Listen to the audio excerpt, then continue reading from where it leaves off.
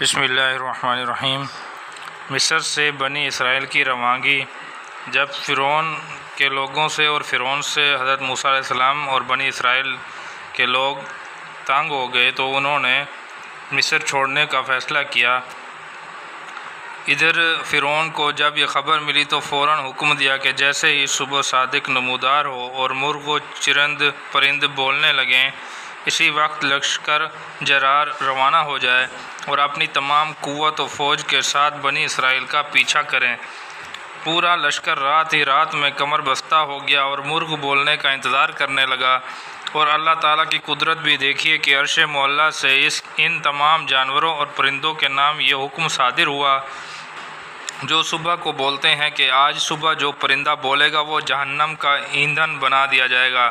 یہ حکم قہاری سن کر مصر کے تمام پرندے اپنے پروں میں منہ دیے خاموش بیٹھے رہے اور کسی نے ہوں تک نہیں کی، نہ مرغ بولے نہ سورج نکلا۔ اسی کے انتظار میں ایک عرصہ گزر گیا۔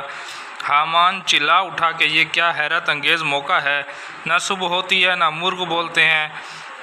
بالآخر روانگی کا ارادہ کیا اور اپنے لشکر کو لے کر چل دیے۔ فرعون 1,00,000 نیزہ باز، 1,00,000 تیر انداز، 70,000 ابلق گھوڑے سوار اور 3,000 گرز والے سپاہی لے کر نکلا۔ حضرت موسیٰ علیہ السلام چلتے چلتے دریائے قلزم تک پہنچ گئے، مگر تعجب ہوا کہ یہ کیا ہوا کہ ہم تو خشکی کی طرف بھاگ رہے تھے، مگر یہ دریا کیسے آ گیا؟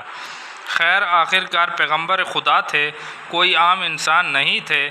خدا کی قدرت کہ آج دریا کی چوڑائی 11 میل کی ہو رہی تھی اور اس میں سخت تلاطم ہے، اور اس قدر کشتیاں بھی نہیں کہ ایک دفعہ ہی 6,70,000 انسان اس کو پار کر سکیں۔ ابھی حیران و پریشان کھڑے ہوئے ہیں کہ پیچھے سے فرعون کے لشکر کی آواز سنائی دیتی ہے۔ سارے آدمی اسی وقت گھبرائے کہ آگے موجیں مارتا ہوا دریا ہے اور پیچھے ظالم فرعون کا لشکر ہے۔ اے موسیٰ علیہ السلام، ہم تو مارے گئے۔ حضرت موسیٰ علیہ السلام نے بنی اسرائیل کو دلاسا دیا کہ گھبراؤ مت، اللہ کی مدد و نصرت میرے ہمراہ ہے، اور سجدہ میں گر گئے۔ اللہ کو آپ کا سجدہ میں گرنا پسند آیا اور حکم دیا کہ اپنے عصا کو دریا پہ دے مارو۔ لاٹھی کو مارا تو اللہ کی قدرت کی شان دیکھی کہ لاٹھی کے مارنے سے ہی اللہ کے حکم سے دریا پھٹ گیا، اور پانی کے اندر 12 قبیلوں کے لیے 12 سڑکیں نمودار ہو گئیں، اور ہر سڑک دریا کی چوڑائی کے مطابق 11 میل لمبی اور 2 میل چوڑی، اور ان برف کی مانند دیواروں میں اللہ کے حکم سے کھڑکیاں بنا دی گئیں۔ ایک سڑک والا دوسری سڑک والے کو صاف نظر آنے لگا۔ بنی اسرائیل صحیح سالم گزر گئے۔ پیچھا کرتا ہوا سرکش فرعون بھی آ پہنچا، جس کی سرکشی آج عروج پر تھی، اور کہنے لگا کہ تم نے میری قدرت اور میرا اقبال دیکھا کہ کس طرح دریائے قلزم نے مجھے راستہ دیا اور 12 سڑکیں بنا دیں تاکہ دشمنوں کو پکڑ لیں۔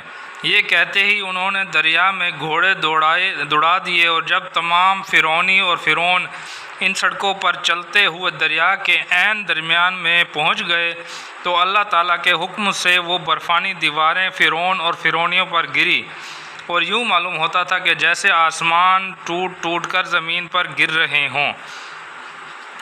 جب فرعون ڈوبنے لگا تو حضرت جبرائیل علیہ السلام نے وہی پرچہ دکھایا کہ جس میں فرعون نے لکھا تھا کہ جو غلام اپنے آقا کی نافرمانی کرے اسے بحر قلزم میں ڈال دینا چاہیے۔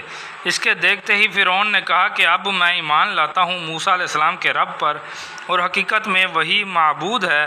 مگر حضرت جبرائیل علیہ السلام نے دریا کی تہہ سے ایک مٹھی کیچڑ اٹھائی اور فرعون کے منہ پر مار کر فرعون کا منہ بند کر دیا کہ اب ایمان لاتا ہے، حالانکہ یہ ایمان لانے کا وقت نہیں۔